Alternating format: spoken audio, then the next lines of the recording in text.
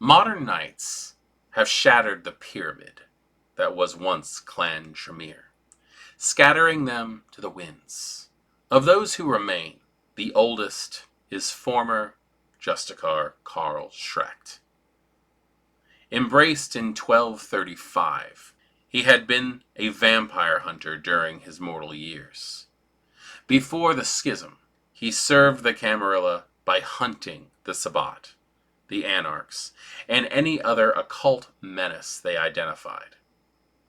Now, what's left of the clan within the Camarilla looks to him for guidance and leadership. His descendants hold true to his hardline beliefs, enforce the traditions, strengthen the clan, and hide the secrets of blood magic.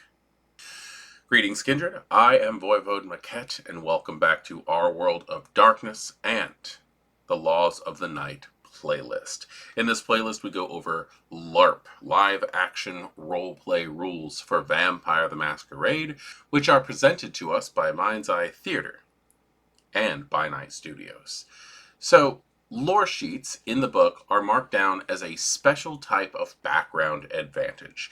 You can buy these at character creation, or with your storyteller's permission, you can buy them after your character's already been in play for some time. This is something that you're going to want to talk to your storyteller about, because not all Loresheets will fit within the confines of a chronicle.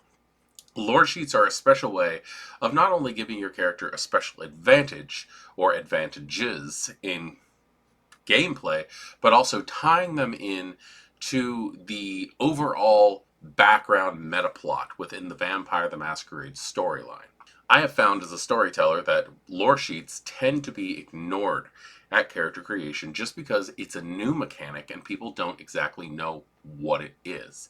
Now, depending on when you're watching this, or even in your chronicle setting, this might not be true for you. You could very well have a game there people are obsessed with Loresheets, and with good reason. People who are used to playing Vampire the Masquerade 5th edition tabletop will know the benefits of Loresheets and exactly what they can do for your character. And there are several options in Laws of the Night and in future publications coming out from by Night Studios.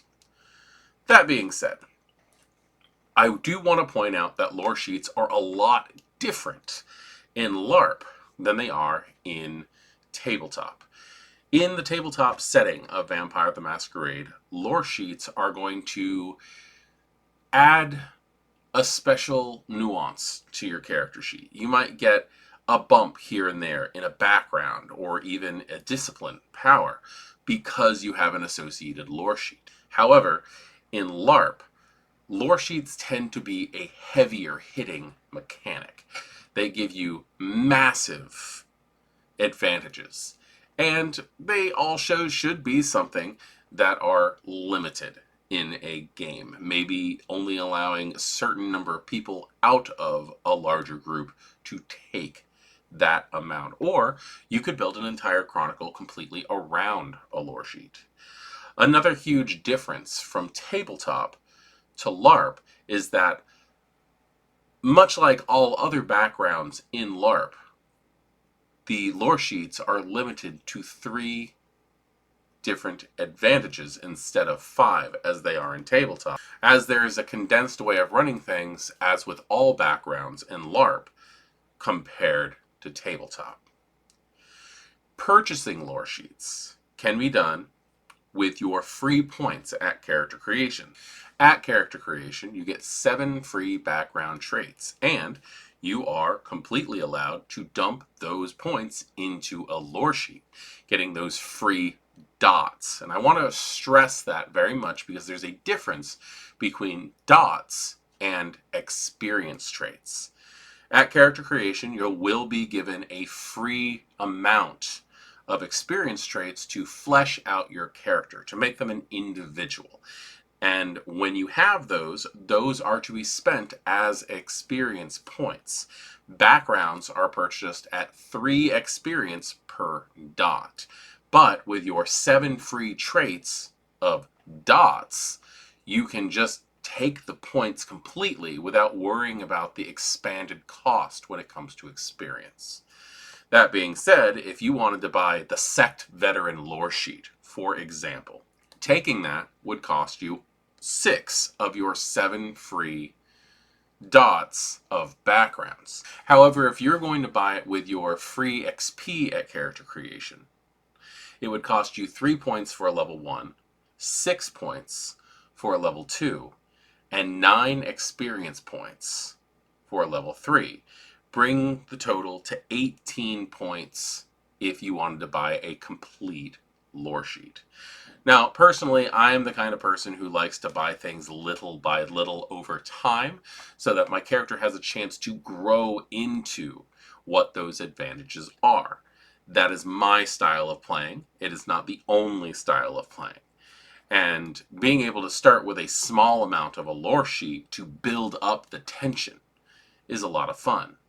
With that being said, you do not have to buy these in order of experience. You do not have to start with level 1. You could very well start with the 3-point background instead, because what these are associated advantages with the meta plot that your character can take advantage of in any order they wish. You could buy a 1, you could buy 1 and a 3, you could buy just the second one. You can do it any way you want to. And that needs to be kept in mind, that these are not a progression style trait. In that way, multiple characters could start with the same lore sheet and have completely different advantages for taking it. Karl Schrekt is another one of those big characters, big NPCs that can cause waves. And the fact that your character, if you've decided to take this lore sheet, is related to him, could cause a lot of fear to people in the know.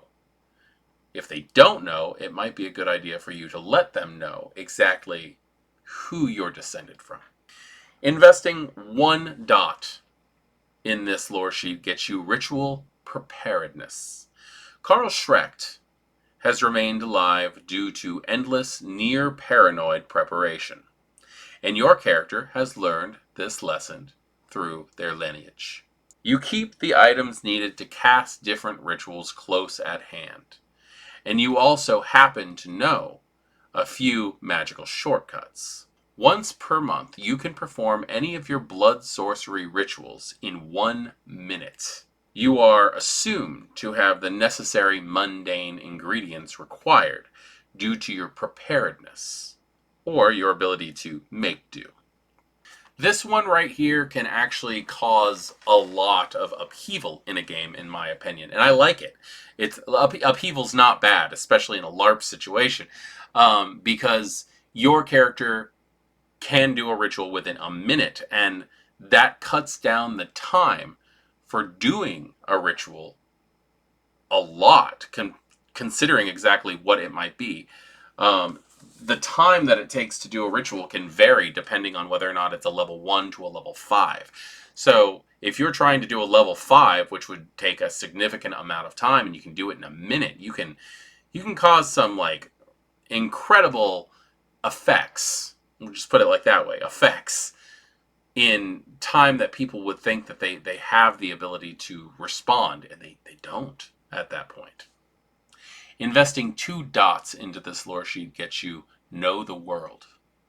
Your family knows that knowledge is power, and you have gathered an archive of literature about kindred and all manner of other supernatural beings. Gain 2 dots of the Haven background and 3 dots of the library advantage, representing this archive. Once per month, you can ask the storyteller to answer a general question about werewolves, magicians, wraiths, fae, or other supernatural entities, and receive a truthful answer. This question cannot reveal current events, such as the current leader of the local Sabbat pack, only long-standing information. This point of the lore sheet basically gives you lore. It gives you the ability to know how things work, what things' weaknesses are, Long-standing information could even be you have information that your grandsire collected in the territory that you have of where the Guru meet or something like that. Like this does open up a lot of things, but it does force the storyteller to understand what some of the history of the domain they are running in should be. So keep that in mind, storytellers. You do need to be on top of your toes when you're dealing with some of these lore sheets. Investing 3 dots in this lore sheet gets you surveillance. Your progenitor is famous for his effectiveness in digging into the lives of sect enemies. You have been trained in similar practices. Once per month, you may spend a downtime action to spy on a target. This action may not be delegated to a contact or ally. Your storyteller will do a test with your wits plus investigation versus the target's wits plus stealth. If you win, you learn one of your target's convictions and identify the corresponding touchstone. If you lose, your target learns that you've been spying on them. I think that surveillance might actually be my favorite level of this lore sheet. I love the idea that you can throw a test to find out, like, you can already spy on other people, and you might actually get caught, but the fact that you can not only, you can spy on them with such effectiveness to find out what their conviction and their corresponding touchstone is, can lead to some very interesting dramatic situations in a game, and I really like that. Even if you get caught, it's going to add drama. And I really feel like that kind of thing is what Vampire the Masquerade is all about. And being able to do that kind of thing through your downtimes adds an extra level of the creep factor when it comes to a Tremere being able to do this. Now, this is Descendant of Karl Schrekt is a Tremere-specific lore sheet. I hope that's obvious. But there's just so many little details in this lore sheet that really bring out who Karl Schrekt is and what his descendants would be like. I'm voivodemekhet, and thank you for joining me in looking at this lore sheet, the Descendant of Karl Schrekt, which is Tremere specific, and I look forward to seeing you in the next one. Good evening.